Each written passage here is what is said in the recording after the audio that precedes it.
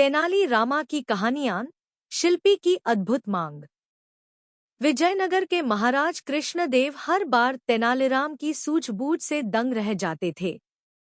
इस बार भी तेनालीराम ने महाराज को हैरान कर दिया।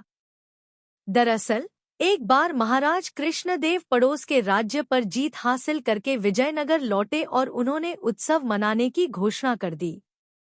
पूरे नगर को ऐसे सजाया गया जैसे कोई बड़ा त्योहार हो। अपनी इस जीत को यादगार बनाने के लिए महाराज कृष्णदेव के मन में विचार आया कि क्यों न नगर में विजय स्तंभ बनवाया जाए। स्तंभ बनाने के लिए महाराज ने राज्य के सबसे हुनरमंद शिल्पकार को तुरंत बुलवाया और उसे काम सौंप दिया।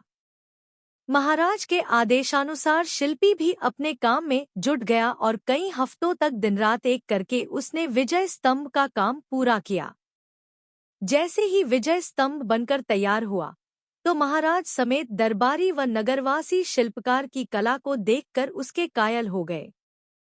शिल्पी की कारीगरी से प्रसन्न होकर महाराज ने उसे दरबार में बुलाया और इनाम मांगने को कहा। उनकी बात सुनकर शिल्पकार ने कहा, हे महाराज, आपको मेरा काम पसंद आया, मेरे लिए यही सबसे बड़ा इनाम है। आप बस अपनी कृपा मुझ पर बनाए रखिएगा। शिल्पकार का जवाब सुनकर महाराज को खुशी हुई, लेकिन उन्होंने जिद पकड़ ली कि वह शिल्पी को कोई न कोई इनाम जरूर देंगे। महाराज ने शिल्पी को कहा कि उसे कोई न कोई इनाम मांगना ही होगा। महाराज की इच्छा को जानने के बाद दरबार में मौजूद अन्य दरबारी शिल्पकार से कहने लगे कि महाराज खुले मन से तुम्हें कुछ देना चाह रहे हैं, तुम जल्दी से मांग लो। शिल्पकार अपनी कला में माहिर होने के साथ ही स्वाभिमानी और बुद्धिमान भी था। शिल्पी को लगा कि अगर वह कुछ नहीं मांगता तो महाराज नाराज हो सकते हैं। अगर वह कुछ लेता है तो वह उसके स्वाभिमान और उसूलों के खिलाफ होगा।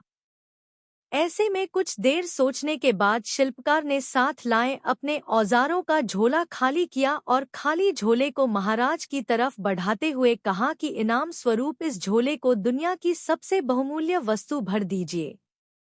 शिल्पी की बात सुनकर महाराज सोच में पड़ गए कि ऐसी कौन सी वस्तु है जो सबसे बहुमूल्य है।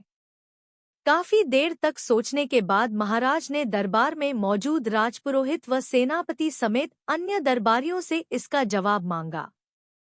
घंटों सोचने के बाद भी शिल्पी को क्या दिया जाए, इसका उत्तर किसी को समझ नहीं आया। किसी से भी संतोषजनक जवाब न मिलने पर महाराज झल्ला गए और शिल्पी से कहने लगे कि इस दुनिया में हीरे जवाहरात से बढ़कर और क्या कीमती हो सकता है। चलो, मैं तुम्हारा ये झोला उसी से भर देता हूँ।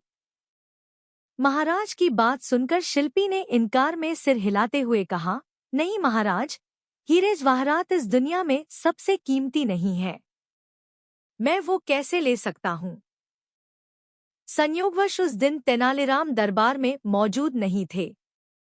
किसी से भी समस्या का समाधान न मिलने पर महाराज ने तुरंत तेनालीराम को बुलाने का आदेश दिया। महाराज का संदेश मिलते ही तेनालीराम तुरंत दरबार की ओर निकल पड़े। रास्ते में ही सेवक ने तेनालीराम को महाराज की चिंता का कारण बता दिया। दरबार पहुंचते ही तेनालीराम ने सबसे पहले महाराज को प्रणाम किया और फिर सभा में मौजूद अन्य लोगों का अभिवादन किया। महाराज की व्याकुलता को देखते हुए तेनालीराम ने सभा में ऊंची आवाज में कहा, जिसे भी सभा में दुनिया की सबसे बहुमूल्य वस्तु चाहिए वह सामने आए। तेनालीराम की बात सुनकर शिल्पी आगे आया और अपना खाली झोला तेनालीराम की ओर बढ़ा दिया। शिल्पकार से झोला लेकर तेनालीराम ने उसके मुंह को खोला और हवा में 3 से 4 बार ऊपर नीचे हिलाकर थैले के मुंह को बांध दिया। इसके बाद तेनालीराम ने झोला शिल्पी की ओर बढ़ाते हुए कहा कि अब आप यह झोला ले सकते हैं, क्योंकि मैंने इसमें दुनिया की सबसे कीमती वस्तु भर दी है। शिल्पकार ने भी झोला थामते हुए तेनालीराम को प्रणाम किया और फिर महाराज से अनुमति लेते हुए औजार उठाकर सभा से चला गया। यह दृश्य देखकर सभा में मौजूद सभी लोग अचंभित रह गए। महाराज ने उत्सुकता जताते हुए तेनालीराम से पूछा कि शिल्पी को खाली झोला देने के बावजूद भी वह बिना कुछ कहे ही क्यों चला गया। इससे पहले उसने हीरे जवाहरात जैसे कीमती सामान को बहुमूल्य मानने से इनकार कर दिया था। महाराज की उत्सुकता व दरबारियों के चेहरे पर प्रश्न चिन्ह को देखते हुए तेनालीराम ने कहा, हे महाराज, वह झोला खाली बिल्कुल भी नहीं था, क्योंकि उसमें दुनिया की सबसे बहुमूल्य वस्तु यानी हवा भरी हुई थी। इस दुनिया में हवा से कीमती और क्या हो सकता है, जिसके बिना हम जीवित नहीं रह सकते। तेनालीराम का जवाब सुनकर महाराज खुश हो हुए और उसकी पीठ थपथपाने लगे। तेनालीराम की बुद्धिमत्ता से प्रसन्न होकर महाराज ने उसे इनाम स्वरूप अपने गले से एक कीमती मोतियों की माला निकालकर पहना दी। कहानी से सीख।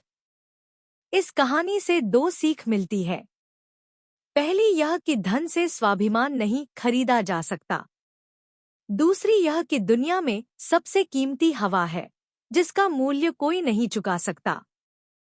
हमें यह मुफ्त मिलती है, इसलिए हम इससे कीमती दौलत को समझ लेते हैं।